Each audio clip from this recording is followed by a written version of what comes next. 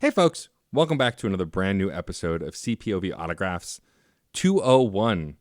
First episode after our 200th special. Thanks again for all the kind words and feedback on the accomplishment of doing so many episodes, the exhaustion of doing so many episodes, and the great conversation I had with my guests. To kick off this new era, I guess, which not much is really changing, we are going to continue our love for Patrick Willems and everything that man touches. My guest today is the incredible Dave Wiskus. Dave is known as Dave the Agent within the Patrick Willems series. He is also the CEO of Standard and Nebula. He's a musician, and he's also just a really funny guy. We had a great chat that went in some wild directions, asked me some questions. We got really deep on content creation and on fandoms and nerdy stuff, as well as all of his involvement with Patrick Willems and other YouTubers, Nebula, all sorts of really cool stuff. This was a really incredible conversation. I hope you enjoy listening as much as I enjoyed having it. So without any further ado, here's my incredible conversation with the one and only Dave Wiskus.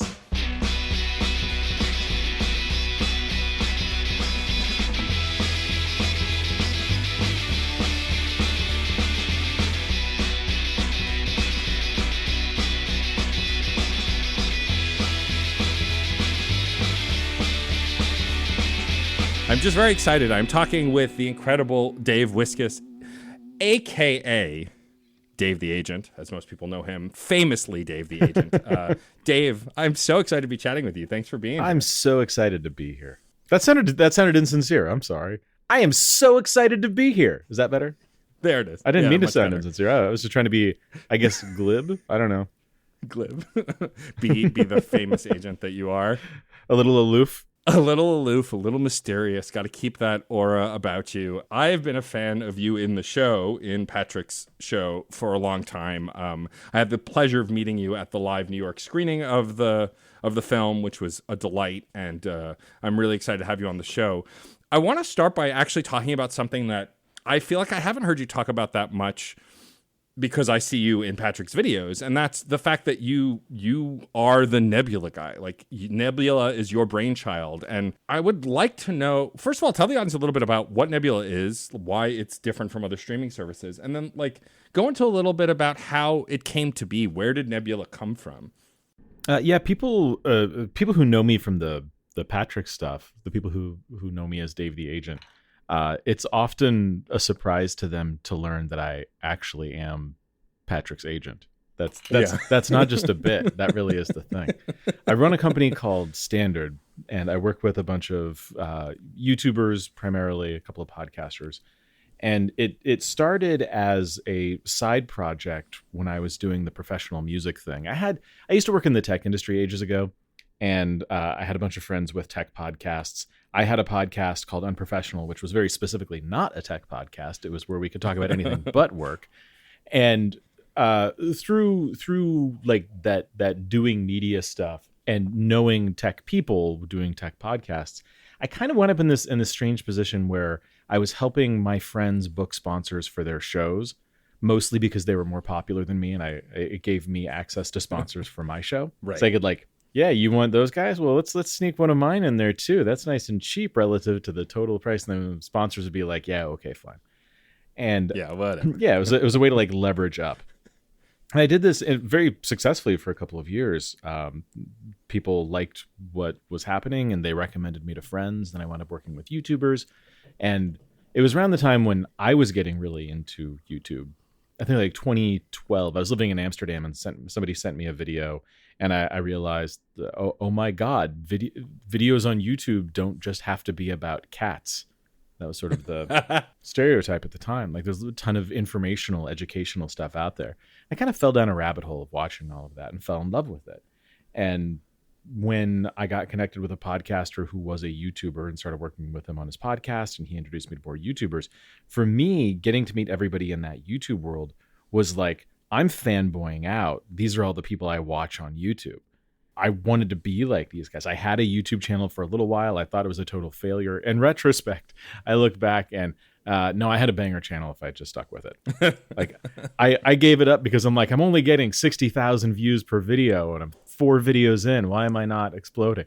And oh, damn it, dude. If you would just anybody comes to me now with those numbers, I'm like, oh yeah, this is a winner. I had no idea. I was dumb. But working with those creators, I kind of set out to do more than just book sponsors. The goal was how could we build tools that these smaller creators need? And if I were casting myself as one of those creators, which I felt I was, and I still feel I am, what tools would I want?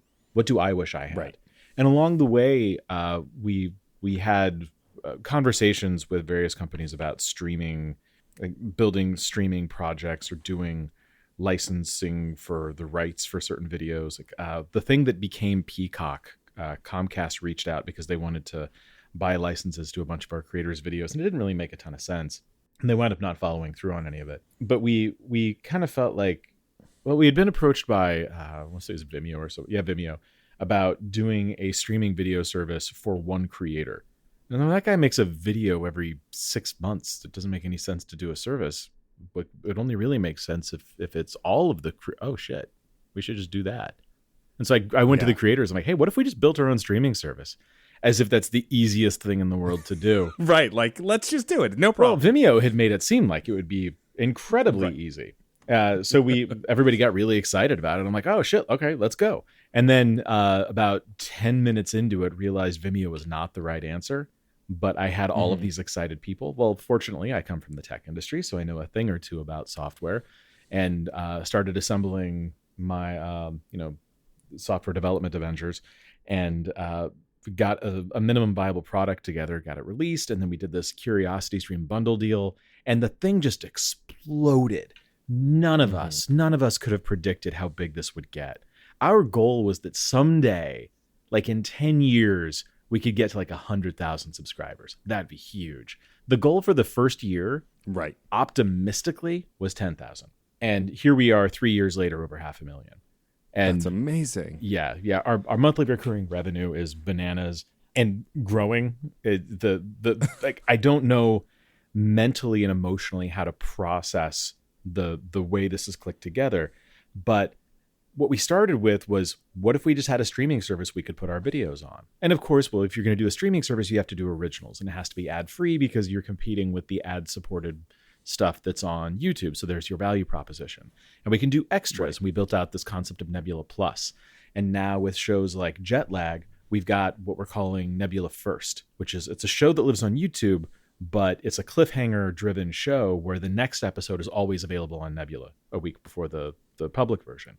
And so we're building out all these different ways to business model our way to creator revenue. If creators are making more money with Nebula, then Nebula makes more money. So the whole machine is, we have to come up with systems and invent tools for the creators to make more money. We just launched Nebula Classes a couple months ago, and we've got a couple of crafty ideas. The premiere for Night of the Coconut was just sort of one more experiment there. Nebula is becoming less a streaming video service, and it's videos, it's podcasts, it's classes. Like, what if we had books? What if we had newsletters? What if we had music? What if we did live events? So the premiere was kind of an experiment with a live event. What could this look like?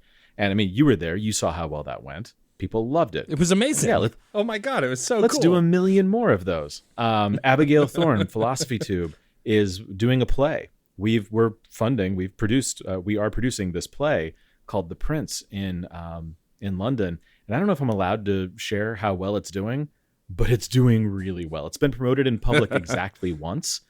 And I think it's already past break even for us. It hasn't even started yet, and we're making money on this thing. By the time, love it. I'll be very shocked if it's not sold out before opening night. I don't know how this show goes through its full run with an empty seat. And I don't want to overstate things, but like, holy shit, right? And so it's weird that a streaming video service would be putting on a play, but we're gonna film the thing, and it's like Hamilton style on Disney Plus, right? We're gonna have the filmed version up on Nebula. So if you think of it like we're taking creator dream projects and turning them into reality. Abby wants to build her acting career. Let's find ways to facilitate that. Patrick wants to build his filmmaking career. Let's find ways to facilitate that. So it's less about streaming video platform and more about a marketplace and an engine for creator hopes and dreams, and sort of leveraging their audience and the enthusiasm the audience has for them and their work into things above and beyond just what they would do on YouTube, churning the videos out. That's phenomenal. I mean, there's the short answer. Yeah, sure, of course, totally. Not 12 minutes long, just the shortest of answers. Sorry. No, the more you talk, the less I have to do, so it's fine. Nobody's here for me. They're here because Dave the agent's on. They don't care that I'm here. I'm just facilitating the incredible information. Well, they subscribe to your show, so they're probably here for you. I mean, yes, I would guess at this point after doing over 200 episodes. Oh my God, is that true? Wow, congratulations. Yeah, so the 200th hasn't aired, but by the time people hear this, you'll be 201. So, the start of the new era. The new era. Yeah. I mean, it's also a run of Patrick H. Willems related interviews because I interviewed him, I'm interviewing you, and then my next guest is one Brian Metolius. Oh. So we're doing a run of Patrick related folks. How great was the soundtrack to Night of the Coconut? Oh, unbelievable. I went up to Brian immediately after watching the film and went, I don't know how your music gets better, but it does. Like my brain can't actually comprehend it.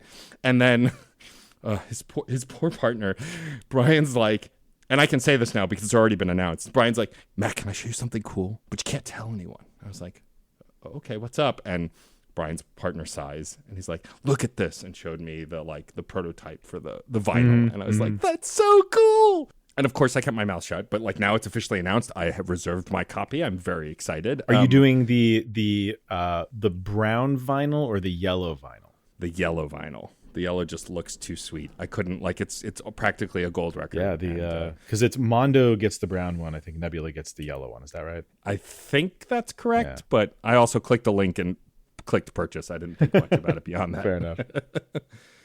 But yeah, no, the music was phenomenal. The film was phenomenal. It was just, I told Patrick, this is the biggest compliment I could ever give you. It was the dumbest movie I've ever seen. And I mean that with the highest of praise. We'll come back to Nebula in a minute, but I do want to talk about your role in Patrick's shows. You've talked about in other places how you were a fan and you connected, and then as you started to work together, you also like pitched being in, and then you were, and like you were a fan of Patrick and then got to be in his videos, The Dream. And now you're in a feature film that one of your favorite creators made that you're a main character in. What has that road been like? It's fucking weird, man. I don't know if you saw, but we just released Cinema Wins did a video, Everything Great About Night of the Coconut. Yes, I did see that. I haven't watched it yet, but I saw that it came out. It is so good. I love it. I love it. After, it was like a day or two after the premiere, I had talked to Nando about doing an episode of Working Titles about the opening title sequence. And because we had joked, Patrick and I had joked that would be really funny. It's like, just treat it like it's a real movie.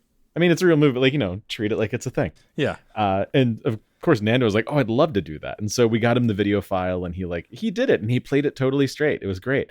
What I didn't tell Patrick is that I had also reached out to Lee about doing a Cinema Wins video because I wasn't sure. I mean, that's a bit of a heavier lift. Sure. Lee and I talked about where exactly that should live, what it should be. Should it live on YouTube and promote Nebula, or should it live on Nebula and he can promote it in a video, which is the path we eventually went down.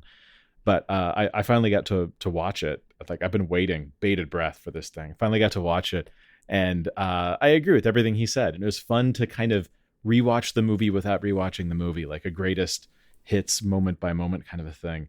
And I long before I was working with either of them, I was obviously a huge Patrick Willems fan.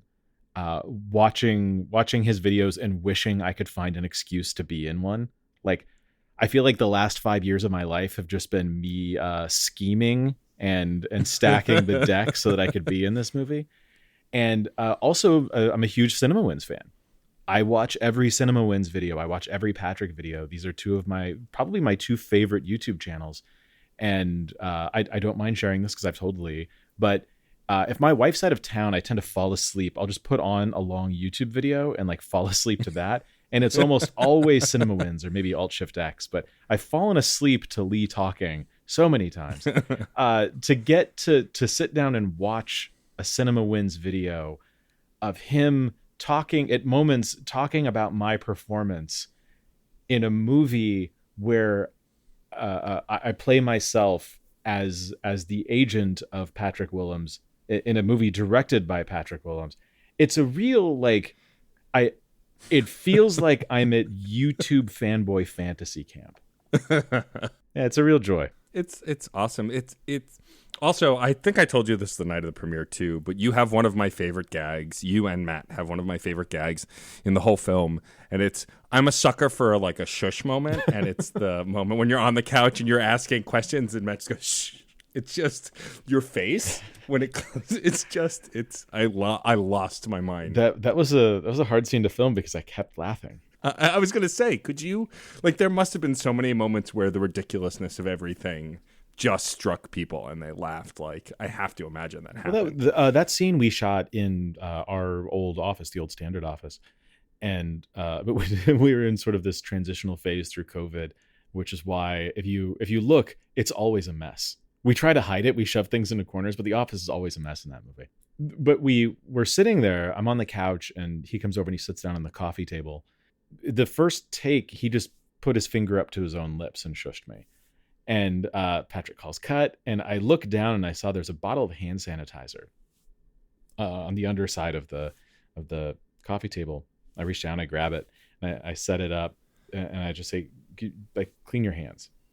And that's like, okay. I think he thought I was just giving him advice. Yeah, like he's like, all right. And I just look at him and I go, next take, go for it. And he's like, are you serious? Are you sure? I'm like, yeah, just do it. And it was probably 6 or 7 takes before I could get through it without laughing. And there were several takes. I can't believe that Patrick didn't use one of them, but there were several takes where, like, his finger would go in my mouth. Amazing. So much more. It was much funnier. At least for me in the moment, but I kept breaking every take. We finally got through a few of them, and I feel like Patrick used the tamest one.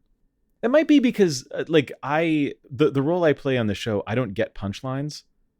Like, I'm not the goofy character. I'm the straight man surrounded by all the wackiness. The one exception is the Catholic Church line. That was the one punchline I get in anything. Yes, which is also a great line. That got a huge laugh. It got a really weird response. It got a laugh, but also kind of an ooh.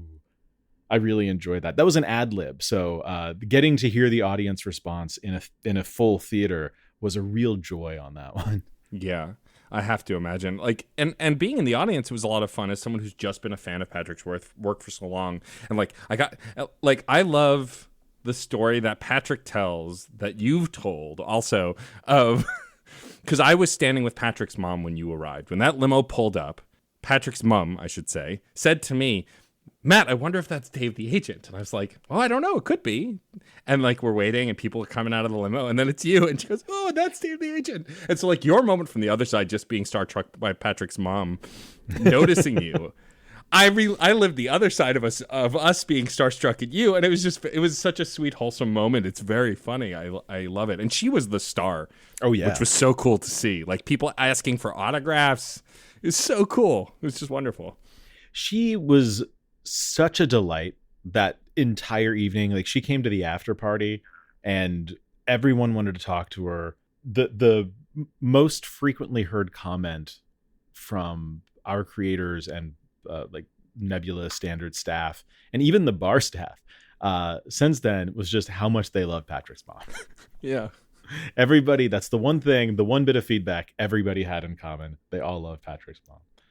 It's almost like cheating though. Yeah. I mean, also, like, I had been telling Patrick since I first met him many years ago that, like, I love his parents. They're the highlights for me. I love all of it. But, like, every time they're both on screen, like, I just smile. So I knew she was going to be a delight in person as well. Like, I had no doubt in my mind. And I'll have to ask you for tips on how best to weasel your way into Patrick's videos, since I've yet to do that. And... make him financially dependent on you. That was my strategy. I mean, it seems to have worked, so can't argue with the results, right? Well, I mean, I joke, like, it actually cuts both ways. Yeah, like, sure, of course. We make money when he makes money. But there's a real, there's a working relationship there.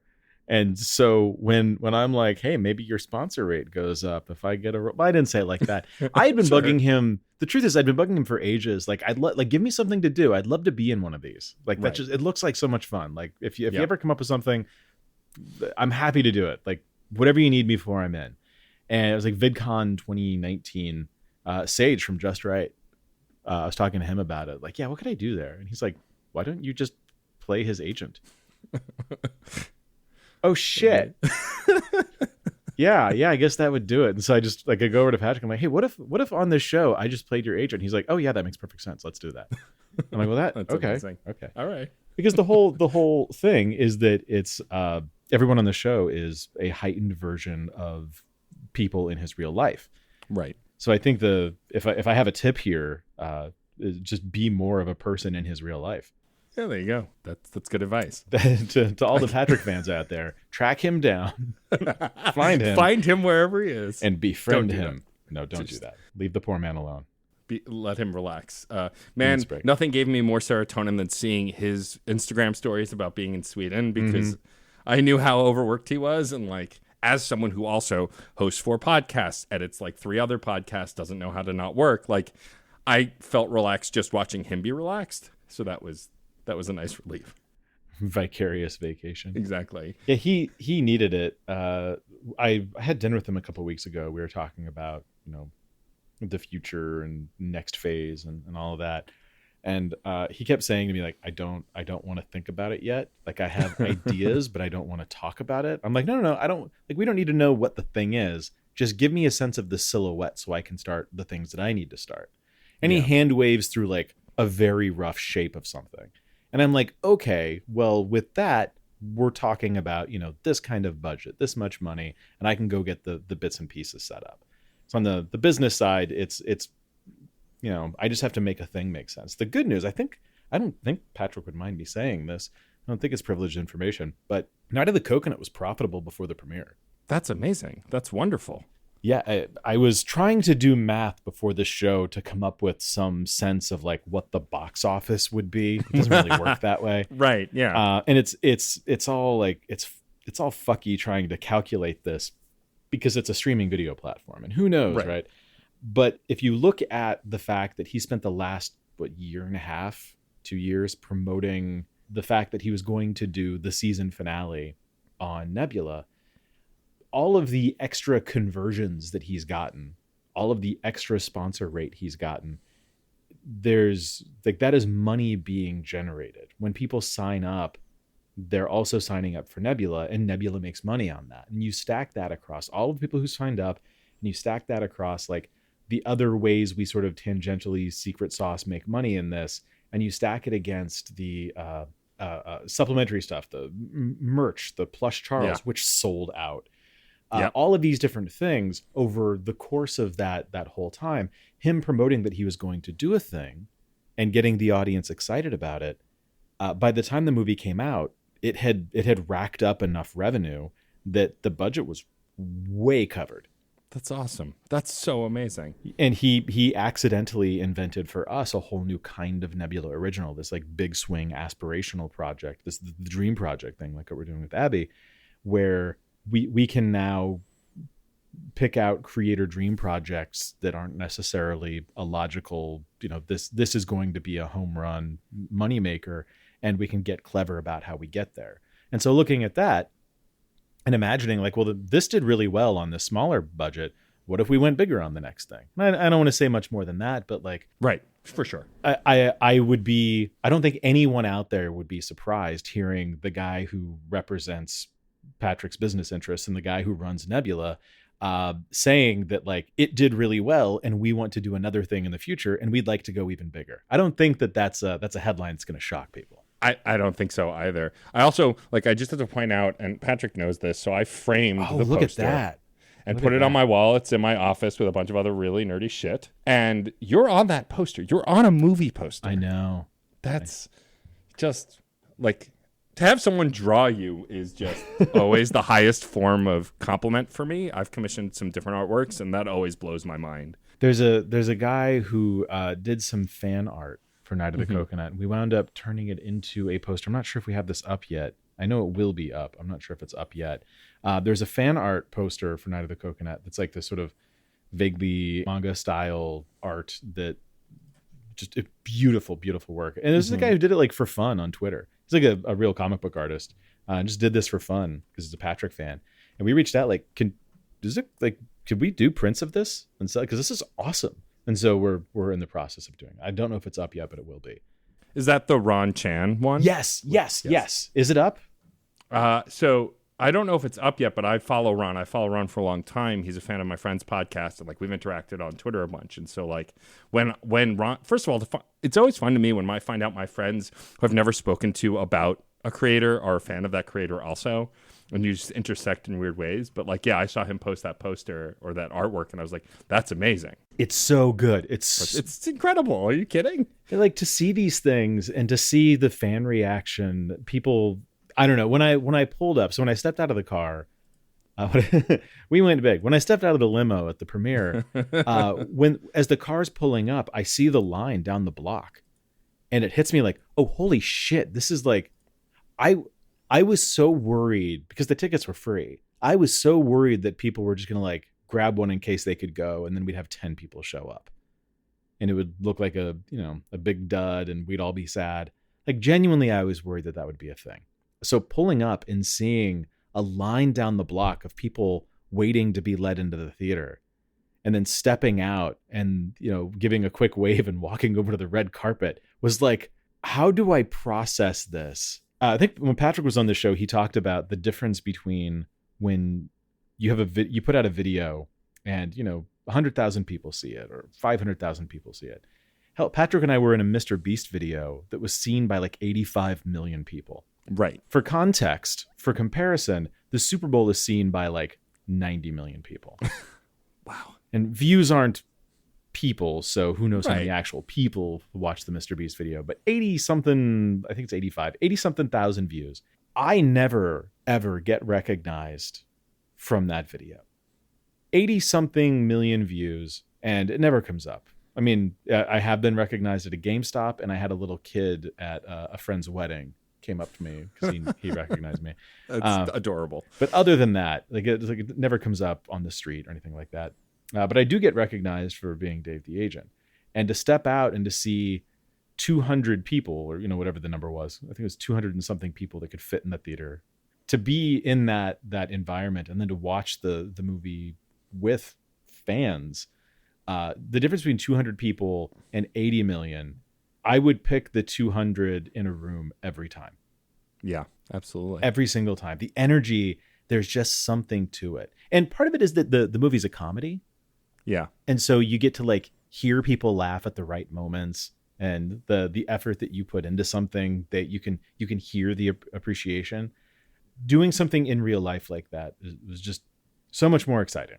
I mean, I can't, like, for me, again, I know Patrick I actually met Patrick through Rachel Quirky Shank, who's my co-host on another podcast. And like, I've known Patrick, tangentially for many years. And then once I got to meet him a couple times in person, we started talking more, and then he came on the show and all of that. And like, so just to be friends with someone who I know through someone else and to see his work on screen, like that blew my mind. So like for people who are actually involved in it, in the production, like I can't even begin to imagine. Like I've loved Patrick's work for so long, and I'm so proud to see the response and to see him get to enjoy the response as well, which I think was even bigger for me, is like watching, like the look on his face the entire night at that premiere was worth any amount of money, right? Because he got to experience his audience in person, which is just such a rare thing when you create content for YouTube. Yeah, getting that level of interaction, like there's no comment section that's ever going to feel that good. No, for sure not. I want to go back to Nebula for a sec and Standard. Like, first of all, thank you for creating the Standard, because it allowed me to get a plush Charles, who's up there, right up there. And then I was pointing for the audio listener to my backdrop where Charles rests, always looking over me ominously. I have the real Charles here somewhere. Yeah, I mean, Charles, he's free now, right? The movie's over. He can go do whatever he wants. Yeah, because there's a series of coconuts used, and then for those of you who have not seen the movie, and for those of you who have, the first minute of the movie is, well, this is a spoiler if you haven't seen it, but it's the minorest spoiler. The first minute of the movie is a shot-for-shot remake of the Nicole Kidman AMC pre-roll commercial. But with Charles. Yeah, but except it's Charles instead of Nicole Kidman. And the gag was the thinking was that like in this universe, he's so famous that instead of asking Nicole Kidman, they asked Charles, but everything else stayed the same. We actually shot it in an AMC. Can you believe they gave us permission? That's amazing. AMC let us do that. That's brilliant, though. That's not corporate, just the manager of the theater, but they let us do it. Right, sure. Yeah, but they don't care. No. So it's a thing that happened like very last minute. Patrick was busy trying to get the movie finished, and we were talking about things that we could do. Like, should we put trailers in front of this? Like, how do we make this feel like a movie? And we had a couple of ideas, like Tropic Thunder style. Could we shoot some fake trailers? Would that be funny? Yes, but we didn't really have the time. And he didn't have any time to commit to this at all. So it's like, we're going to do something. I'll just go out and do it. I pitched the AMC thing, and he loved it. He's like, but I'm not going to be able to touch this. Like, I'll do it. And so me and Mike Worth, one of our production guys here, we just went and did it. We went and we rented a theater to watch Doctor Strange and took a bunch of camera equipment in with us. And the theater was fine with it. They didn't even give us a second look for carrying in tripods. They did not care.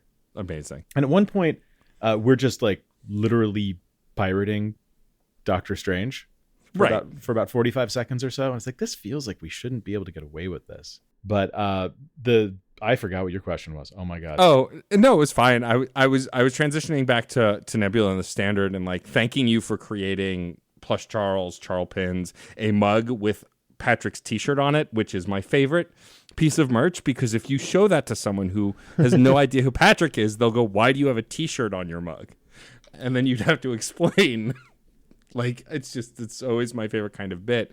I'm curious, when dealing with the merch stuff and with, Nebula and like promoting the artists, like, because the Standard came first. I know merch can be a challenge, how much to order, how to manage it. And like you just said, you're out of Plush Charles. They're done. They're limited edition now. Like, what is that like? Especially on, I'm guessing, a much smaller scale than it would be for like, concert venues and that kind of thing. Has that become easier over the years to manage that kind of merch and promotion kind of thing? I don't know. I don't manage it. We have by the way, I remembered why I went on that tangent. It was all to say that is like, I had to get the Charles to film that. So I still have that final Charles ever used. After the premiere, came back here to the office, and he just sits on a desk, sort of unceremoniously. But yeah, we're Standard as a company is 85 people. 80. Let me check the staff Slack channel. How many people are in there? 86. Yeah, must have hired somebody. 86 people in this company. So like, we have a merch team. They handle that stuff. So I'll go to them with ideas, or the creators will go to them with ideas, and then it's kind of up to them to figure out how to make it happen. I went to the team like, hey, we want to do Charles plushies. At one point, we were talking about doing Charles action figures. I think I've heard this story from several sources that it was going to be Charles in like an empty action figure box just with Charles or something. It was going to be like a Power of the Force bubble pack thing. Right. Where like it's part of an entire toy line, and it would be to the scale of like a Star Wars Power of the Force toy, which means that the actual Charles would be about half an inch long. Right. So there's like way more packaging than actual toy. Right.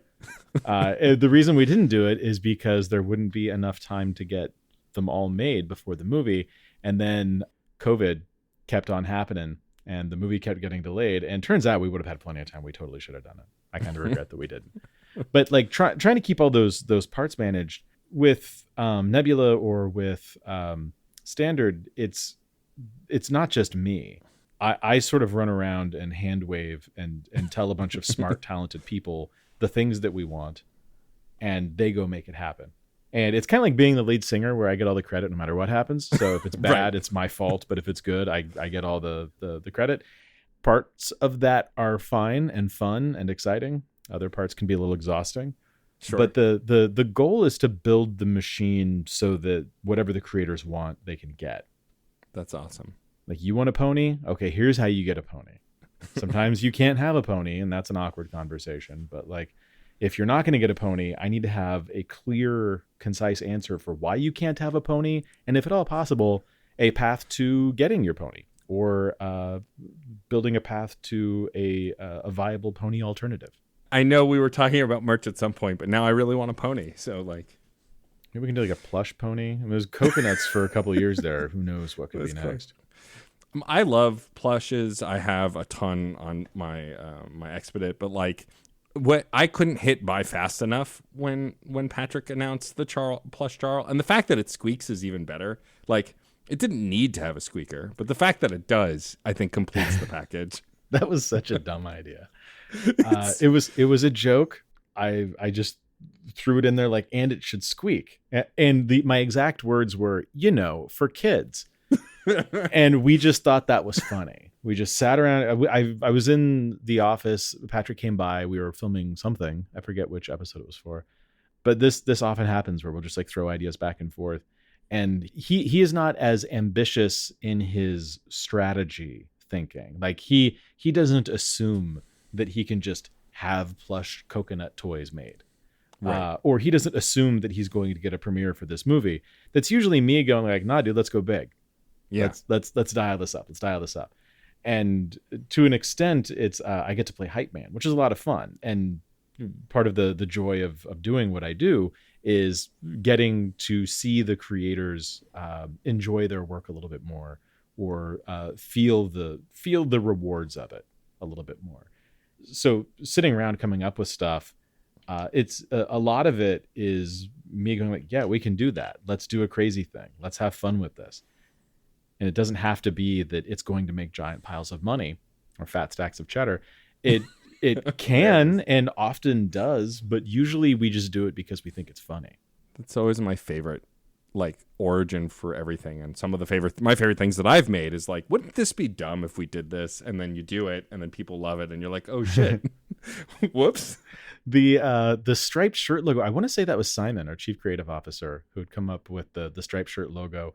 And at one point we were talking about merch ideas, and the striped shirt logo came up. I think I might have this wrong. I think it was Simon deciding it would be really funny to have a t-shirt with a picture of a t-shirt on it. Like, that's how you do a Patrick t-shirt merch thing. You put his t-shirt on a t-shirt, and that's how you can make that work. And so it's those ideas like that, just like a little bit goofy and unclear why anybody would greenlight that. But those are the things, like the audience. You think about Patrick's audience, and Patrick's audience is people like you and me. Yeah. And we nerd out over this shit, and we enjoy the feeling of being rewarded for paying attention. We enjoy the feeling of being rewarded for being a fan. And I think that so much of our business model with Nebula is built around just reward the fans for being enthusiastic, and they will give you money. You don't need to have, I mean, yes, please, by all means, have a business plan, but the business plan doesn't need to be like building a marketing strategy around the click-through rate of emails. It can simply be, these people are already here. They're already watching your shit. They already love you. Tell them about cool stuff you're working on, and they're going to want to come see it. Tell them about a thing you're excited about, and they're going to get excited with you. And so a stuffed coconut toy selling out is kind of a surprise, because like, why would that ever happen? But at the same time, of course it happened. Of course it did, because those things are awesome and adorable. And the early days fans who were like, I don't understand what the deal is with this coconut. I hate this. If you read any of the comments from the trailer or for the epic supercut, a lot of the comments are people saying that they hated this in the beginning, but they've slowly been won over, and now they can't wait to see the movie. Yeah. Like, on a long enough timeline, everyone comes around to the notion that, like, look, you might think the coconut thing is stupid, but because Patrick is so committed to it, and because it's become part of the thing, you sort of love it because it's part of the thing. You're along for the ride. Whatever the ride is, no matter how weird it is, no matter how obnoxious you might think it is at times, or how you might have done things differently, you still love it. Yeah. I think. I hope. I mean, clearly enough people do, as you've said. And like, it's really interesting when you bring up Nebula and giving this freedom to the creators. As a fan, what's been beautiful about it is, so I got to have this moment with one of Maggie Mae Fish's most recent videos, which was about burnout, at least as of when I looked last. She may have put out another video since, but I got to watch that on Nebula without ads, without comments. Just, it felt so much more personal And that's the thing that, whether it was intentional or not, that I get from Nebula is, as a fan of these creators, this feels more personal. I like YouTube and I watch a ton of shit on YouTube still, but something about Nebula just feels warm and personal and inviting in a way that other streaming services don't. There's a kind of creator we work with who I think their fans, their audience attaches to them in a certain way. And on the spectrum of parasocial relationships, you have highly aspirational creators. And I think of somebody, to pick somebody we don't work with, think of like Peter McKinnon, somebody who is known as a photographer. He's got a very particular style. He sort of pioneered a style that now everyone who does YouTube videos about photography or camera gear, they all copy him. He's the gold standard. He's what I would call an aspirational creator. People don't want to get to know him. They don't feel like he is their friend. They want to be him. Right. And then there are the more parasocial creators where you feel like this person is your friend. They're a character in your story, and it makes you feel as if in a way you're a character in theirs. And for those fans to get to support the creators, that's what Patreon does. This creator is a character in my story, and now I get to be a character in their story by supporting them on Patreon. And maybe I see my name in the credits, and that gives me a little bit of a rush of like, I supported something I love, and now I get to be a part of it. And I think that we tilt more in that direction. There's an extreme end of that spectrum that gets super gross. We steer away from those types of creators. It gets toxic fast at that extreme end. But where we live is this sort of like thoughtful, education-y, nerds talking about nerd shit kind of creator. And you know, those fans, they attach, and sometimes it can be a little much, but it's all with the best of intentions. It's all very it's all in good faith. These are good people, and they just love the creators. They love what they're making. And so even getting weird comments now and then, it's easy to kind of write that off, because, you know, at the end of the day, these people just want what's best. Like if somebody leaves a comment, you know, complaining about the coconut, or this is stupid, or this movie looks bad, or I'm tired of you, I don't care about you making movies with your middle school friends, or, you know, whatever the thing is. Those people, like, well, one, fuck you, but two, it's the fact that you cared enough to complain, I guess. Yeah. This is, if you've been watching this long and you're only like, if you know enough to know that that's what's happening and you're still watching in a certain way, well, again, one, shut up, but two, thank you for caring enough. I've been thinking a lot lately about the sound of failure, and how the real sound of failure is silence. Yes. If you fuck up and someone is yelling at you and you feel bad, you feel small, like you make a mistake and your boss like calls you into their office and you're getting chewed out, it's really easy to feel bad, but that person is doing you a favor. If someone on the street is pointing out a mistake you made, or yelling at, and some people are just assholes and they want to yell, and that doesn't mean anything. But somebody, if you genuinely screw up, or if you genuinely make a mistake or do something bad, somebody yelling at you or dressing you down is a kindness, even if it doesn't feel that way in the moment. More likely is that you're going to hear nothing, and not ever getting the feedback means you're never going to have a chance to change. And that person is not going to take the action of addressing it with you. They're going to simply disengage. They're gonna tune out. They're gonna go away. And it's the sound of failure is silence, because it's your phone not ringing. It's your notifications not going off with an invite to a party or to an event, or your LinkedIn not chiming with people wanting to hit you up about coming to work with them. That's the real sound of failure. And so in the creator space, the audience being engaged, even if they're fussy, that's still, there's value in that. Yeah. So the kinds of creators we work with tend to encourage those types of relationships. And I think that building those relationships with that kind of audience, it's the most important thing we can help them do. Yeah, for sure. And I mean, it's apparent at the quality. I mean, like, At times I'll open up Nebula and I'll just watch the creator who I like, who put out their new latest thing. And then sometimes I'll just go to like what's popular and just pick a thing, like see a topic and pick a thing. And I can't think of a time where I've clicked off. Like I'll watch whatever the thing is because of the curation, and like it's clear you care about the content you're bringing to the world. You're not just going, hey, you want to be a part of our thing? Come on in. like I'm sure there's some of that, right? Like you want to help people, but like there's definitely a level of quality, understanding, and care. Do we want to help people? Do I care? I don't know. Is that a thing? Is that a thing we need to do? I will occasionally get emails from creators who are like, how do I become a creator on Nebula? And it's I don't know. I've sort of committed this period of my life to helping independent creators and to building tools and systems that can empower the middle class of content creator. But when I see an email like that, I got an email today, literally today, from somebody just asking, how do I become a creator on Nebula? They didn't tell me who they were. They didn't include a link to their channel. They just mark as spam. Like I don't have any faith in this. I don't what is this interaction to me? Right. Dear CEO of Netflix, how do I get a show? Right. Of course. Yeah. Like, what are you bringing to the table? What is the upside for us? At the end of the day, we're running a business here. So like, if we're going to put something on there, there's got to be a good, compelling reason. It doesn't have to be money. We work with creators who don't make a profit for us. I'm fine with that.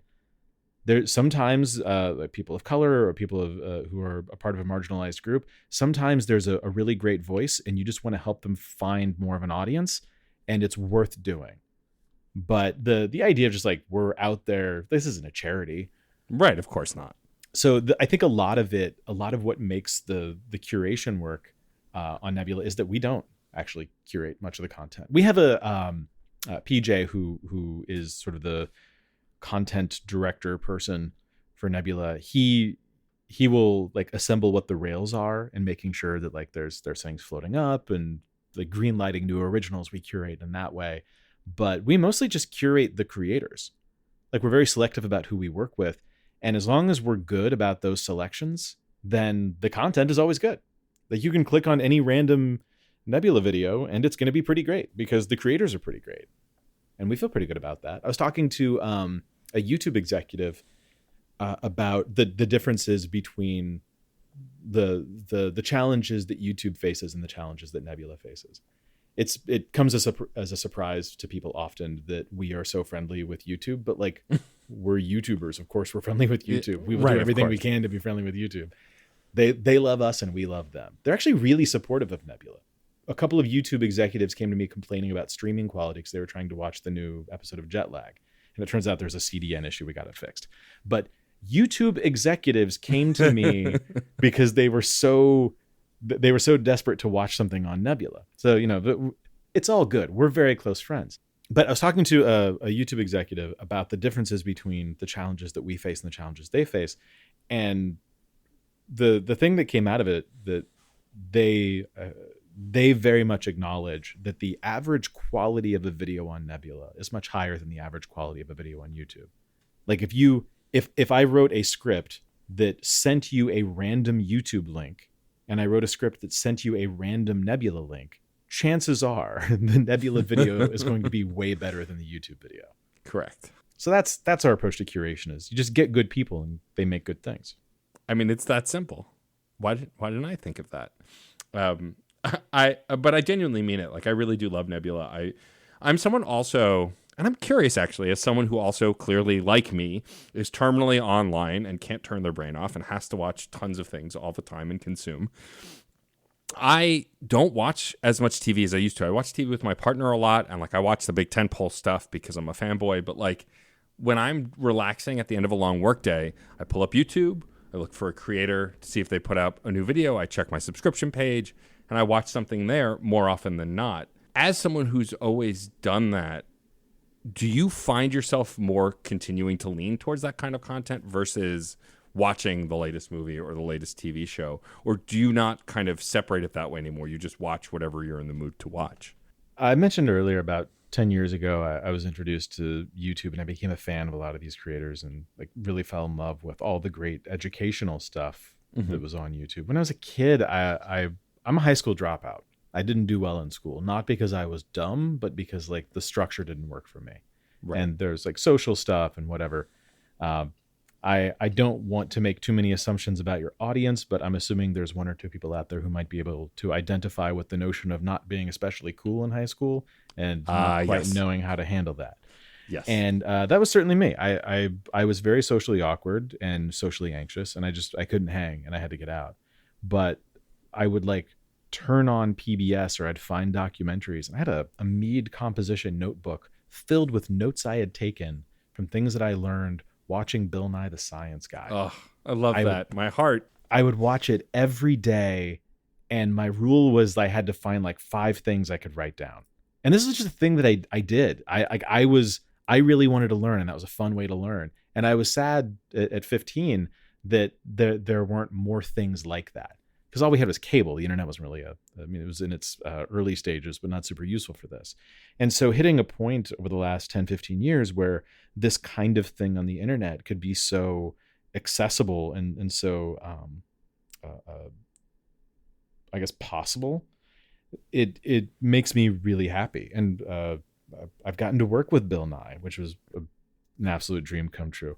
And I get to watch these videos, and I get to work with the people who make these things, and it's all such a dream come true. And I love this content. I want to do everything I can to support these kinds of creators and these genres, but I can't watch the stuff anymore. Not because it's bad, but because I do this all day, every day. It's harder for me. Like, I can watch a Patrick video because Patrick makes movies about movies. And so I can get kind of lost in it. A Cinema Wins video is just so, I guess, paralyzingly positive that I put it on, and I just kind of like, I'm just stunned by positivity, and I want to. It's like you step out. It's like a cat walking into a sunbeam and just needs to lay there and take a nap. That's how I feel about that. Right. But it's not a thing that like I sit down at the end of a long day and turn on my TV and like, oh, let's see what's on YouTube. Kind of, but probably not the way that I would have before. I think part of it is that at a certain point, somebody once said that when you work in podcasts, at a certain point, listening to podcasts is just like hearing your friends have a conversation without you. Mm-hmm. That's very true. Yeah. Or it was like listening to your coworkers talk. It's like, you know, all these people, like it's just different. And so for me, I it's hard to disconnect if I'm watching like a Wendover video or something. I spend so much of my free time with Sam from Wendover that to sit down and listen to him talk about planes for 15, 20 minutes, it's like, I can't, it's too weird. It's too weird. So sometimes I forget how smart these people are, because I know them from sort of different, not that I think they're dumb, but you know, like, yeah, like, oh, right, you know a lot of things. You have a PhD. I forgot about that.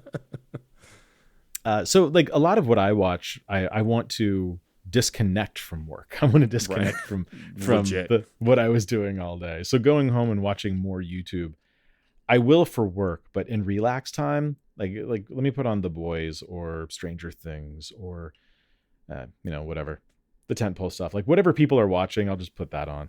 What am I watching now? Oh, For All Mankind. I was getting caught up on the new season of that. It's really good. Better Call Saul is out. That's amazing. Like stuff like that, I'll try to keep up with. Whatever crap Marvel's turning out, I'll watch all of it because I'm an idiot. I mean, I'm the same. I loved Thor: Love and Thunder, and it's not a bad movie. But I enjoyed it. Yeah, you know what it is I didn't go in expecting much from it, and I got what I expected. I still think Multiverse of Madness was a better movie because it was a Sam Raimi movie and felt like a Sam Raimi movie. But I don't know. I mean, I haven't gone to a Marvel movie and went, "This is cinema," in a very long time. So the critiques roll off, I think. But that said, they're all valid. I don't think any of the major critiques about Love and Thunder were invalid. I just kind of went, it was fine, and then I went home and didn't think about it again. Yeah, yeah, that's kind of why. Like, I walk out of the theater and I'm like, instantly I forget that I just saw that movie. it feels like the Ragnarok came out. They went in thinking, well, we want to change things up for the third Thor movie. Let's bring in a wacky director to like take it in a fun, different direction. He pitched this fun vision, and they let him off the leash a little bit, and then that did really well. So they let him off the leash entirely, and it turns out maybe a little bit of leash would have been okay. It's like everything that was fun about Ragnarok. Well, I mean, in this movie, Thor's an idiot. That's not okay. All right, that's fine. It looked like the cast had fun. I guess that's good.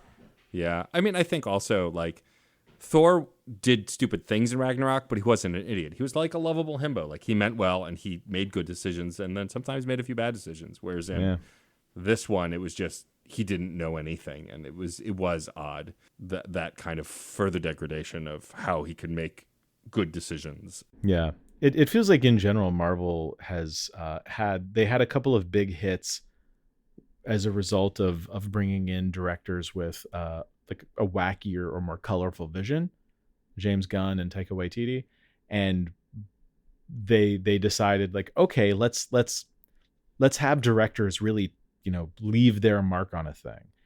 And I would say Multiverse of Madness feels like a Sam Raimi movie in all of the worst possible ways, and everything that would be great about a Sam Raimi movie doesn't really fit in this movie and doesn't really happen. So it's like all of his worst tendencies are captured without as much of the good flavor to balance it out. Taika Waititi, his second swing at Thor, it's like all of his worst tendencies unchecked. James Gunn, Guardians of the Galaxy 2, is all of his worst tendencies unchecked. So, I'll still watch it all. I'm the weird thing is, are you caught up on Ms. Marvel? I am. So I don't want to spoil it for anybody who doesn't know, but there is a thing that happens at the very end. It's not even part of the story. It's like a throwaway line. Yep. With a musical cue to go with it. And that was the most excited I've been about anything Marvel since Endgame. Okay. That was the first moment where I went like, yes, a thing is happening. And like Doctor Strange didn't do it for me. WandaVision, I guess the first chunk of it, I guess it's not fair. The first chunk of WandaVision I really loved. Loki I thought was pretty great all the way through. But otherwise it's all been good or pretty good. None of it bad per se, but just like good. And I wish that it were, I wish I were as excited now as I was in like 2017, 2018. Yeah, I mean, that's legit. Like, I think the things I've enjoyed the most are the stuff that felt kind of isolated. Like, I loved Moon Knight. Did you? Well, so for a few reasons, I think as a Jewish human, to have the Jewish superhero on a TV show, I never really thought would happen.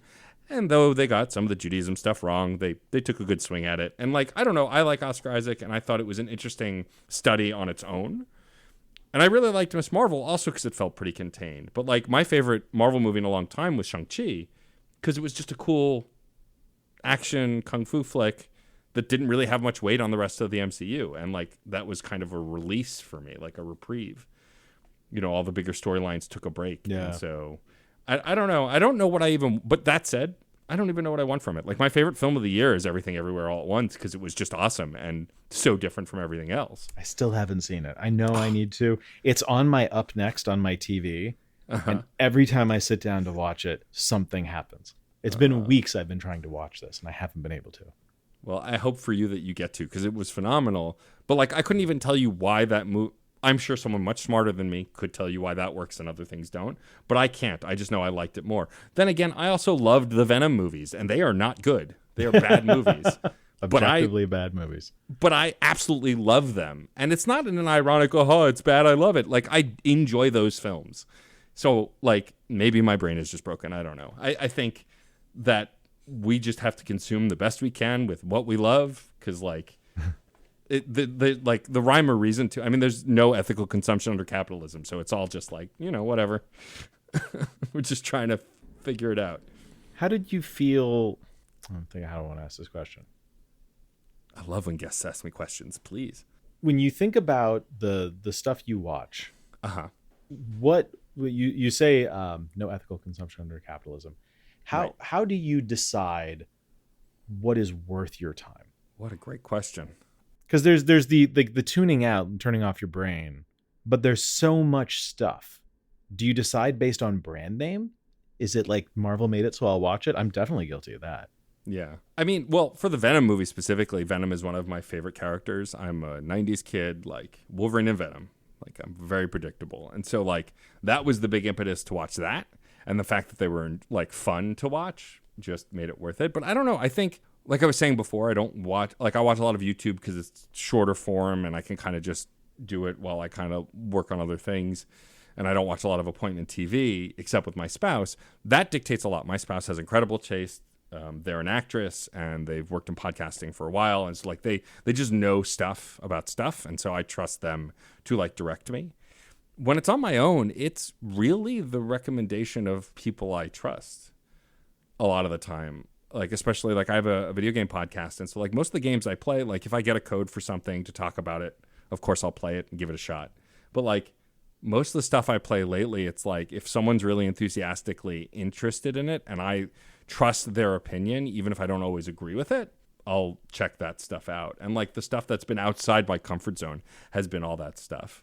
With the pop culture stuff, I couldn't tell you. I think it's just it's a warm blanket, right? Like it's a comfort food. Like Yeah. like I enjoyed Obi-Wan Kenobi. I have to watch it again because I don't know if I actually think it was good or good for that narrative. But like I forgot it existed until you said it. right? And I watched all of it. yeah. And like that's been a lot of the reaction to it. But also I'm someone who unabashedly enjoys Star Wars, but I refuse to talk about it. Like this is the most conversation I've had about a Star Wars anything anywhere. Because like what I don't want to do is engage online with anyone who watches Marvel, Doctor Who, Star Wars, Star Trek. Like for the most part. Yeah, fans are the worst. Yeah. And I mean the broad fans. Like I love talking to my friends about that stuff. But even still, it's like I'd much rather talk to my spouse about why we love the new Star Trek and why I think Anson Mount is hot, not the broader public, because the nitpicking and the YouTube commenter generation, I guess, which has been a lot of it, is like I don't want to engage with that. And so I think while my brain is often following recommendations of the people I respect, I am less likely to engage in conversation about it in public spaces or think too hard about it in public spaces because of that whole side of the fandom that just gets more and more toxic every year. So there's a very long-winded answer to your very simple question. I think that, well, part of it is you mentioned video games, which is a really interesting diversion. This is going to sound like I'm like being passive aggressive here, but like the question was like, how do you decide what to watch? And you talked about video games for a second, and that's such an interesting comparison point because there's a passive nature to like, I'm going to put on this movie for a couple of hours. And if it's bad or even if it's good, like I'm only committing a couple of hours of my life to this. Part of what I loved video games when I was a kid. I played constantly, well into my 20s. These days, like I have a Switch, I have a PS5, and like I 100%ed Miles Morales and then started New Game Plus and 100%ed that. Like I can get into some shit, but I very rarely pick up a new game because I know that I'm looking at like probably a 40-hour commitment to get through this. And I just ain't nobody got time for that. Even a show, even like if like Moon Knight, love it or hate it, you're in for like 5.5 hours. Well, it's funny that you bring that up because I would love to someday introduce you to the wide world of quality indie games because that's where I live, is incredible curated experiences that are 10 to 15 hours long. And that's a lot of what I play. But also, talking about the passive side of it, I got obsessed with the Yakuza video game franchise, which is just the series of games that have been around for ages that are made by RGG Studios and Sega. And they are part wacky comedy, like kung fu flick, like mob drama, and like a lot of it, like there's a lot of action in it, but a lot of it is watching these dramatic or fun or goofy cutscenes unfold, and like it feels like watching a show. And like I'd much rather do that for 25 hours or 30 hours than watch a TV show where I'm not doing anything. And maybe it's the interaction part of it. And that's probably why I reflexively brought it up when talking about watching stuff. But you're absolutely right. I wasn't going to play Elden Ring when it came out because I heard how long it was. And then I bought it and played it and became obsessed with it. And so I put the time in. But like most of those big tentpole video game AAA franchises, that I used to put all that time into. Now the thought of spending 80 hours on one game, I'm like, I don't have time for that. What am I going to do that in hour chunks for the next 3 months? So I get that. It's totally the experiences you can find that really grab you. And I find the shorter, more interesting narrative stuff that grab me. Like there's a game that came out today called Stray where you play as a cat in a all robot world that's kind of post-apocalyptic. Oh yeah, I had some people talking about that. And like that seems interesting to me because it's so different, I also devoured Miles Morales and then played it again immediately because it was so much more bite-sized than the other Spider-Man game, which I also enjoyed. I also 200%ed that one. It's the comfort food of video games in a way. Like there's very low stakes, and the system is not. It's complex enough to feel complex, or it's complex enough to be interesting, but not so complex that you feel that you're like that. There's no grind to it. Yeah, for sure. Yeah. Before we start to wrap up, since you've played the Spider-Man games, my only talking about moments in your life where you get to meet the people that you respect or admire. You met Spider-Man? I met Spider-Man. He was great. I mean, yes, I did. So not once, but twice on my video game podcast, Fun and Games, Yuri Lowenthal, the voice of Spider-Man, was a guest. Twice. Wow. The second time he asked to come back, which I still don't feel is real. Like he just emailed me, "Hey Matt, I had a great time. Can I come back on?" Yes. Amazing. Sure. Amazing. And so those kinds of moments are more fun for me being in that scene and having played games my whole life. I mean, I also Yuri is the voice of Superman in the Legion of Superheroes. He's done so many things, and I'm a voice actor nerd, so that's kind of a different thing. But I think for me to get invested in anything now, going back to answer your question finally with a more concise thing, is I think legacy of what I love is more of an investment than anything else. It's probably why I keep watching the Marvel stuff, right? I'm invested at this point. I've watched all of the films. I've seen all the TV shows. I want to see where this goes. So I feel obligated to keep watching. Though that said, it didn't keep me watching the CW shows. So that doesn't even have a through line. But I think it's I stick with certain video games because the legacies of the characters or the console or the pedigree. I love Zelda and Mario, those kinds of things. Metroid, I'll go back and play those games. Whereas Red Dead Redemption 2, beyond the terrible practices at Rockstar, I was I don't want to play a cowboy game where I didn't play the first one that's 80 hours long. Who wants to dive into that? And so I think stuff that feels like comfort or stuff that I'm familiar with, I tend to lean into more because it seems easier than the devil. There's less of a you're a sunk cost fallacy of relationship. I wonder. I'm thinking now, maybe Star Wars is my best friend from high school, where we had some good times, but we've kind of drifted apart. But sometimes we get together, and it's always fine. Not good enough that I want to hang out all the time, but this is okay. I'm reminded of the good times we had, and we mostly just sit around talking about the good times we used to have. Everything is a reference to stuff from before, but I wouldn't necessarily seek out having new experiences with that friend, but we will occasionally get together for dinner or a drink and talk about all the good stuff that used to happen. I guess that is the best metaphor I can come up with for my relationship with Star Wars. And I wonder how much all of my media relationships are like that to a certain degree. How much is it possible that maybe Endgame was the best the MCU is ever going to get? I don't know. In Feige we trust, right? Let's see what happens. Let's see where this is all going. Give it time. I'm not as excited today as I was a few years ago, but I'm still I'm along for the ride, and hopefully it all goes well and I get something out of the experience. I'm also sort of glad that I'm not as excited now as I was, because there's room for it to get better again. The concern after Endgame was how could anything ever top that? Our expectations are so high. Well, great job lowering my expectations, guys. We're still friends, but I'm not super hyped. Yeah, I mean that's the real key, is just tank some stuff and then people will come back around. That's the real just phone it in for a little while and people will be more excited when you start picking it up again. There it is. That's the magic sauce. We figured it out. Yeah, I think maybe the secret to deciding what to watch next, or how we select the ways we spend our time with the content, the C word, is really about the investment we have in those relationships. And maybe in real life, even if the friends we spend our time with aren't the most mind-blowing experiences, maybe there's just like value in the relationship and the familiarity. And it doesn't have to be, every date doesn't have to be the most exciting date you've ever been on, you know? Yeah. There is a Maybe. solace and comfort. Yeah. I don't have all the answers or claim to, Dave, but I appreciate this conversation and this hypothesis. This was incredible. Thank you for asking that question. Thank you for coming on my show. You're welcome. Before we wrap up, I've been asking my guests this question because we are still living in a pandemic, as much as people pretend that it doesn't exist anymore.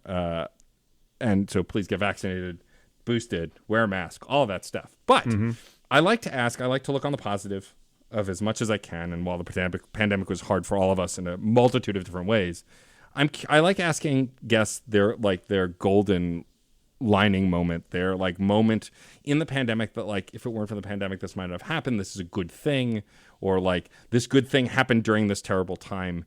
Is there something that comes to mind for you as like a standout moment of like what, like this good thing happened in this bad time? We all got locked in our homes for a little while, and you couldn't go to stores anymore. You all of your shopping was online. Anything you wanted to buy, your only option beyond groceries and household goods was to purchase things online.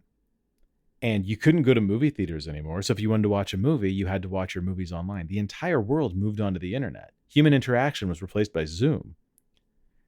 I have a friend, no joke, who met his now live-in extremely serious girlfriend. Their first date was over Zoom, early pandemic days. So we all sort of like learned how to live online, and nobody really knew how to work online yet. I mean, some people did, but that was very confusing for a minute there. A lot of people had to stay at home because they had like, service jobs or things that required you to be theater jobs, that kind of a thing. A lot of people at home looking for things to do. And they all start looking for things to watch. And sooner or later, you run out of Tiger King and Stranger Things. And you turn to YouTube and this brand new streaming service that just came out with a bunch of smart people doing stuff on it. And all those YouTube videos are pointing you over to the smart people thing. And when you stay on the YouTube video, the only way you can buy things anymore is through the internet. So internet advertising suddenly becomes a lot more effective. So the two best things you possibly could have invested your time and money in during the pandemic were online advertising and streaming video. And it happens to be that those are the two things that I do. So it's always weird to say this because like in almost every way, the pandemic was one of the worst things to happen to human beings. Right. But for me personally, I made a lot of money and a lot of creators made a lot of money. Yeah. And a lot of new tools and systems have been built out of that. And a lot of new audience relationships have been built out of that. And I can joke about like, I made a ton of money, whatever. I spent it all on vaccines. Oh, wait, they're free. I spent it all on toilet paper. There we go. Yeah, the truth is that I love that the creator economy, which was already becoming a thing, was already, creators are doing okay. What the COVID era did was open a lot more people up to this kind of creator and help to legitimize them in the eyes of more people. And we take some steps towards when people think YouTuber, they don't just think Logan Paul's suicide video or Mr. Beast. God love him. Mr. Beast is he's a game show host who sells junk food to children. May not be what I want people thinking of when they think YouTuber. So legitimizing the profession and legitimizing these creators and helping them make a living, especially at a time when jobs were insecure, knowing that this group of people who were working so hard to educate and inform, especially around things like vaccination and like public health issues, they got a pardon the pun here, but like a real shot in the arm to help promote their their stories, that information, that knowledge. We work with doctor YouTubers. We work with climate change YouTubers, and they've never necessarily struggled to find an audience. They do fine, but like there's a whole new category, a whole new I don't want to say generation, because it's not about an age thing, but just like now there's this whole new wave of people who are watching more stuff online, who are getting better information. And I just hope to God that means that those people are smarter now. But it does say something to me or it means something to me that the people who are out there trying to be good citizens and good human beings and talk about sustainability and how we can be healthier and take fewer risks and protect the people who might need a little bit of protecting. I love those voices are getting heard, and it's weird to say that the pandemic helped to enable some of that. But if there's a silver lining, it's either that or the fact that I don't have to open my door for delivery people anymore. That was one of those two. One of those two. It could be either or, though. The same. I also really like there's free hand sanitizer everywhere. That's fun. I used hand sanitizer so much pre-pandemic, and so like now that it's everywhere and I can use it constantly, now everyone's just as obsessive about it as I am. So like they met me at my level, which I appreciate. I'm the same way. Like I'll carry it around with me. I'm a bit of a germaphobe, and so at our office we have a closet full of, for the sanitizer dispensers, refills. So when COVID hit and everybody's like, you can't get hand sanitizer, people are making it at home, I'm like, I got a closet full, I will be fine. I was giving bags out to friends, like, you need hand sanitizer, come on by, I'll hook you up. That's amazing. Now who's laughing? It's the germaphobes. We're laughing now. What's Dave, your answer to that? What do you think the best thing? What is your moment? Dave, you're just competing for best guest ever here on the first episode after the 200 mark. Well, I mean, I've ranted about the Nebula stuff for a while. Now we're just talking. I want to hear your side of this, the conversation. I mean, honestly, for me, it's not too dissimilar to your answer, and I'm not just copping out as a creator. Also, it's like cheater. Like I've been working on podcasting for 10 years. I also was an event DJ and did a bunch of other things, as people around, I'm guessing, our age do. Too many things at once. And like, are we the same age? I don't actually know how old you are. So I'll be 39 in October. Okay. Yeah, we're roughly the same age. I noticed how you didn't volunteer how old you are. I'm 41. I wasn't sure if a specific number was necessary. No, it's not. No. But no, like, it's one of those things where right before the pandemic hit, I was doing a lot of DJing for burlesque shows, and it was fun, but it wasn't feeling like the thing I wanted to do. And I was thinking about pivoting to just focusing on my podcasts. DJing for burlesque shows. Yep. And live theater all over New York. I also did event DJing and bar mitzvahs and weddings and stuff too. But like, well, I mean, of course, that's the standard fare. That's how you pay the bills, so you can pursue your passion of DJing at burlesque shows. Exactly. Because they didn't pay that well. But no, it was fun to be a part of nightlife and meet some really cool people, and like the performers are all really awesome and nerdy, and like it was a lot of fun. But like I was like, I love podcasts. I'm obsessed with them. I want to work on mine more. I want to grow mine, do more in-person stuff. I'm gonna apply to a bunch of conventions, get a bunch of press passes, which I did leading up to like March of 2020. I'd done a PAX East, which is a gaming convention. But I did that like end of February 2020. I was like, this is going to be my year. I'm going to go at all these things. And then the pandemic happened. And instead of getting upset about it and missing out on all those press opportunities, I went, well, I'll buckle down. I'm going to work harder on the shows. I'm going to meet some people online. I'm going to make some connections and see if I can grow, get better guests, create some new stuff. And I did. I created a brand new show within my video game podcast feed called Side Quests, which is each episode is a different host talking about a game they love and why they love it for 5 to 20 minutes. It's a monologue. There's no judgment, no comments, no nothing. It's just they get to talk about a game they love with no rules. And it was born out of this idea of the YouTuber comment generation, the Twitter commenter generation of like, there's one screenshot. That game's going to suck. And I'm like, really?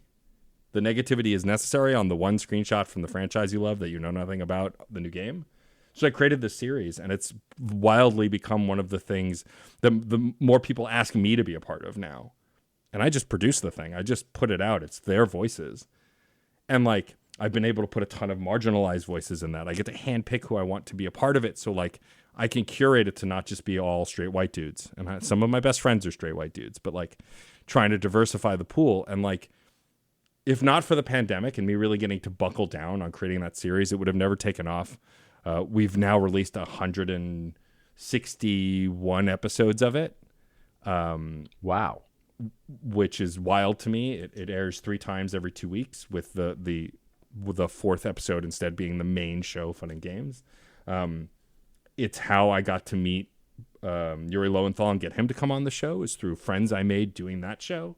Like, the pandemic was really hard, but me and my co-hosts were already recording remotely, and we made the shift so seamlessly that I was able to actually really dive into something that now I am absolutely 100% passionate about and want to do for a living. And I'm working for that to become my main thing. And I have some stuff in motion to hopefully bring in more income doing that. But like, it just gave me the opportunity to finally like grow up, which sounds so trite, but like to really admit this is the thing I want to do.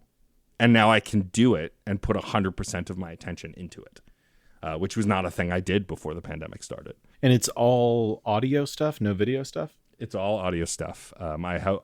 I host. I can see that you have a camera. I do. And you have a face. I do.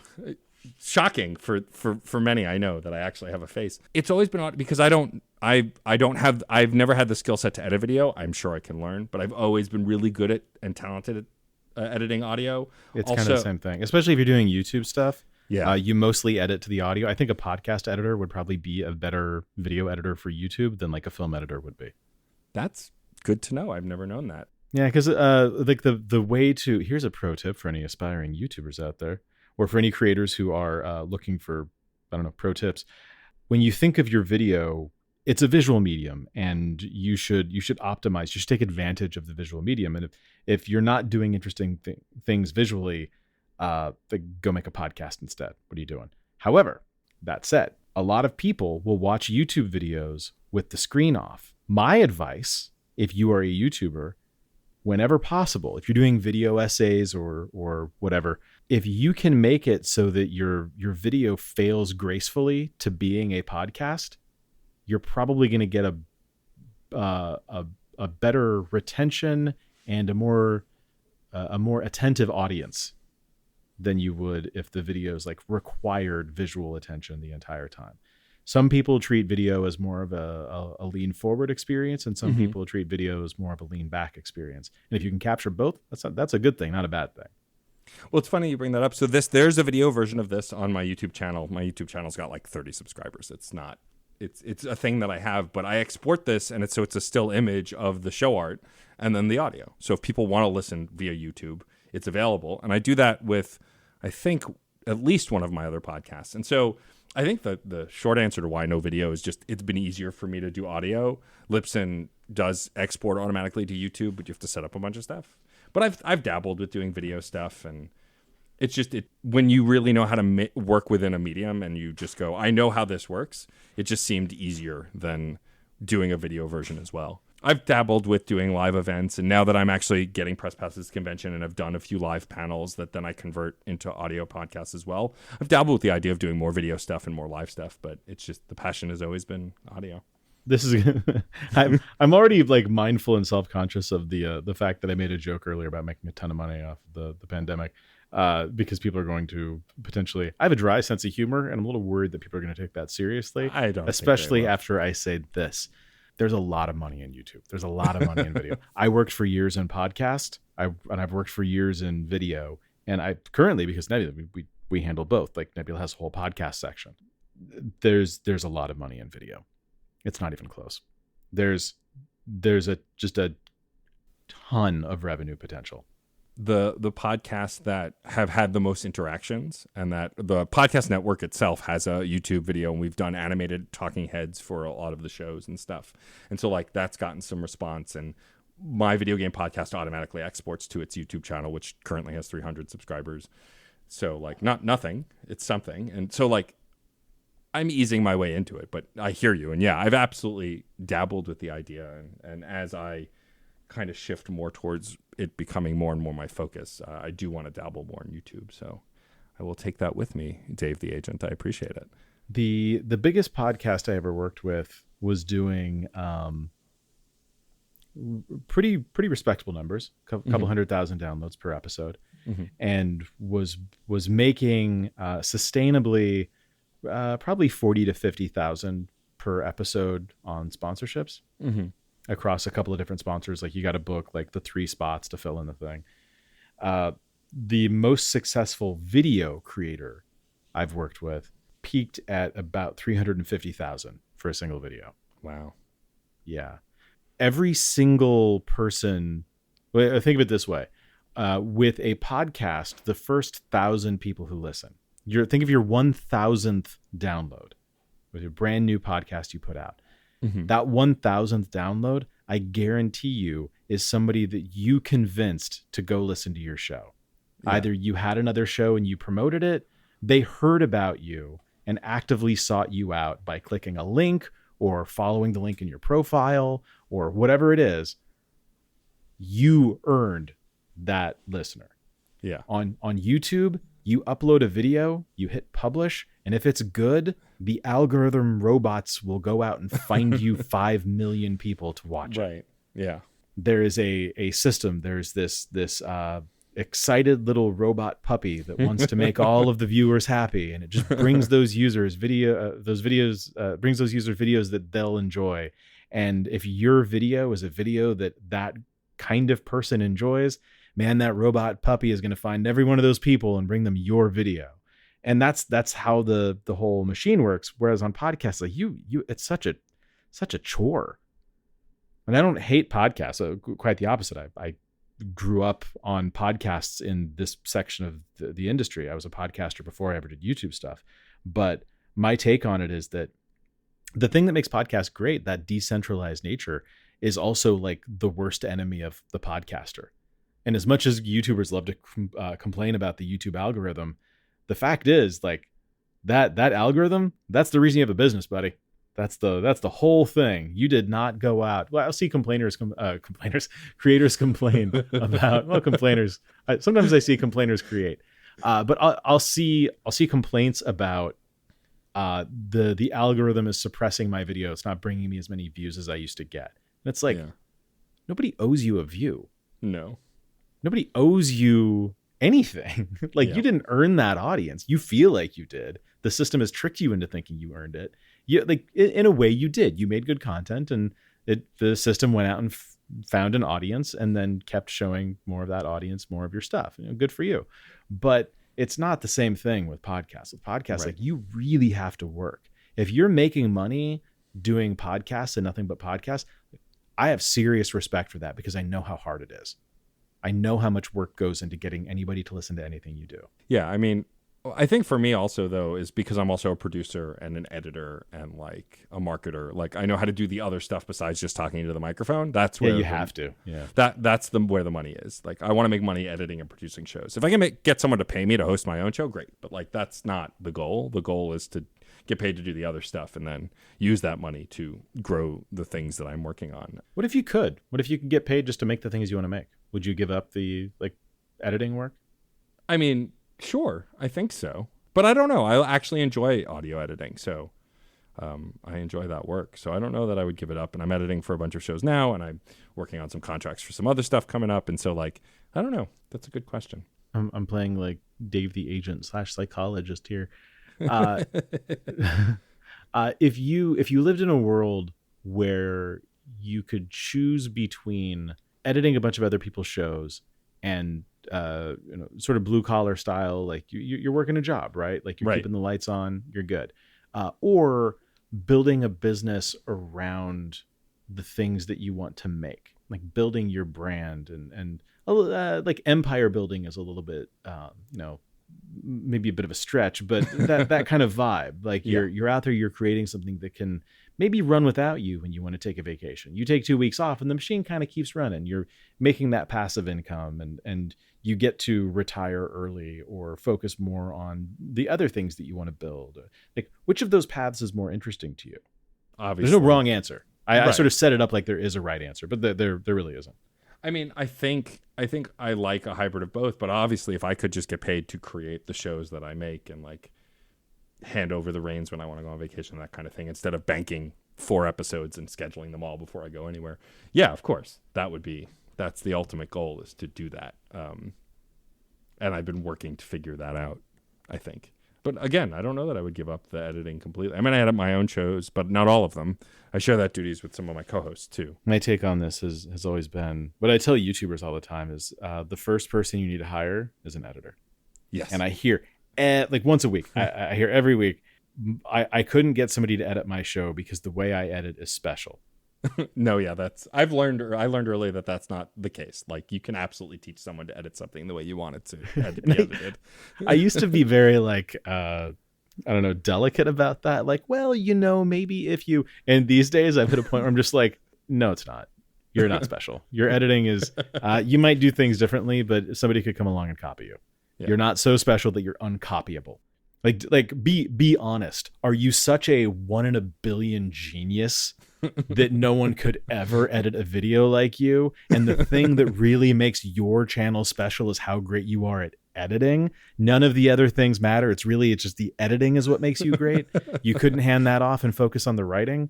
Like okay, I guess maybe, or, and I'm just throwing this out there, maybe your audience doesn't care. Maybe nobody else but you notices how genius your editing is, and they just like your face or the sound of your voice or the words you say. And focusing on face, voice, and words you say might be a better investment of your time than the thing that I swear to God nobody fucking notices. I was Patch, my friend Patch from Tierzoo, for years. I was trying to convince him to hire an editor. God, he's gonna be mad at me for telling this. He finally was convinced when it was pointed out to him that doesn't mean you have to give up editing. It just means that like you can get twice as many videos out. And he's like, oh, all right. And so he did. In the first video, he released that his new editor. He had spent a while training the editor up. The first video that he put out that they had edited, like, a bunch of the comments were like, wow, this is a serious editing upgrade. Like, this is so great. I love the editing in this video. His mom texted him to say, the new video is so well edited. What did you do? She didn't know that he had hired somebody. And he's like, all right, bro, you're right. You made your point. I love that. That's so fun. Okay, universe. I mean, it's an easy I told you so, because the I told you so results in him doing less work and making more money. So like, who's the real loser here? Right, nobody. That's the best. That's the fun part. But yeah, the first thing I tell creators to do is go hire an editor, because your life is going to become easier and better. And there is absolutely no wrong answer to the question of, would you rather be the creator focusing on creating, or would you rather be the editor who's enabling that? There is no wrong answer there. As somebody who, I am mostly behind the scenes, I am mostly the enabler. I know that the way I ask the question, it presupposes, or it suggests a presupposition that there is a clear right answer. I really don't think there is. I just think it's an interesting question, and hearing the way people think through their answer is always very insightful for me. Yeah, no, I agree too. And no one's ever asked me that, so I appreciate you asking. It's my favorite thing. I've said this on the show before, but I love when guests ask me questions, because it doesn't happen often. And so I always appreciate it when it does. Why do you think that is? Okay, all right, enough. Come on. I don't need you stealing my job, all right? I like this job. No, Dave, thank you so much for joining me. This was so much fun. I am in awe of not only what you've done with Nebula and with Standard, but also just how cool it is to see you on the big screen.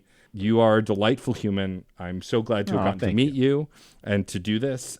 Before we wrap up, and before I have you sign off the show, I would love for you to tell folks where they can find you online if you wish to be found, and plug all the things that you want them to go check out. Let's see. Well, nebula.app, or watchnebula.com. They'll both take you to the same place. You can find me on Twitter at Wiskus, DWISKUS. I guess Instagram and the other things. I didn't mention this in all of this, but I'm also a musician, and I was trying really hard to just do that for a living before this whole like Standard thing took off and sucked my soul out.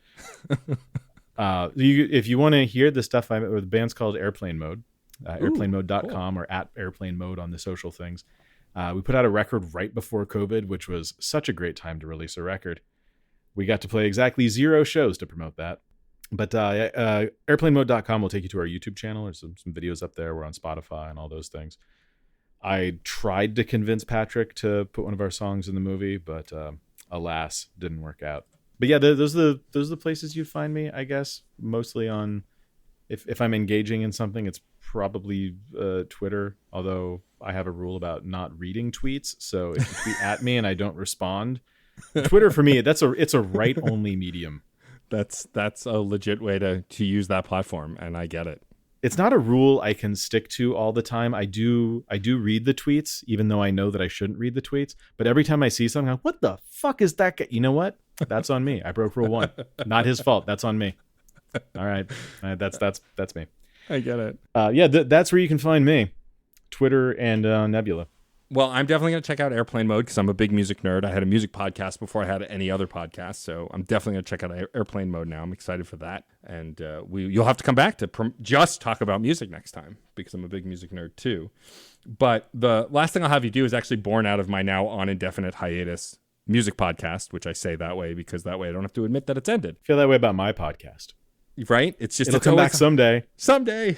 The previous episode before this one was with my 2 co-hosts from that podcast because I hadn't spoken to them a lot lately. We're friends, but we just hadn't talked on mic in a while. So that was the 200th episode. And of course, in that episode said, what if we brought it back and we did this? So who knows? But the saying from that show is music is life and life is good. It's this idea that even when things get really hard, tough, overbearing, if you're a creator and you're creating, if you're making something, if you're doing something that's passionate to you, life will still go on. Life will be good. And so if you could say music is life and life is good, we will close the show. Music is life and life is good. That's it for this episode of CPOV Autographs. Our theme music is by Michael Kill. Our logo was designed by Case Aiken and Joey Amons. If you liked the show, please rate and review wherever you get your podcasts. It's a great way to help us reach more listeners. Questions, comments, or guest recommendations? Email mr.matt.storm@gmail.com or hit us up on Twitter at CPOV Autographs. Thank you so much for listening.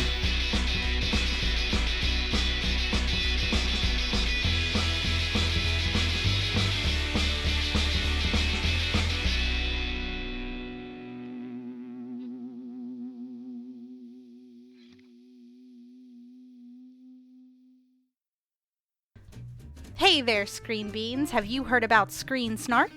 Rachel, this is an ad break. They aren't screen beans until they listen to the show. Fine. Potential Screen Beans. You like movies and TV shows, right? I mean, who doesn't? Screen Snark is a casual conversation about the movies and television shows that are shaping us as we live our everyday lives. That's right, Matt. We have a chat with at least one incredible guest every episode, hailing from all walks. We've interviewed chefs, writers, costumers, musicians, yoga teachers, comedians, burlesque dancers, folks in the film and TV industry, and more. We'd be delighted for you to join us every other Monday on the Certain POV Podcast Network. Or wherever you get your podcasts, fresh and tasty off the presses. What? That's not... Can I call them Screen Beans now? Fine. Screen Beans! So tune in and we'll see you at the movies or on a couch somewhere. 'Cause you're all Screen Beans now. She will be mine. CPOV. CertainPOV.com.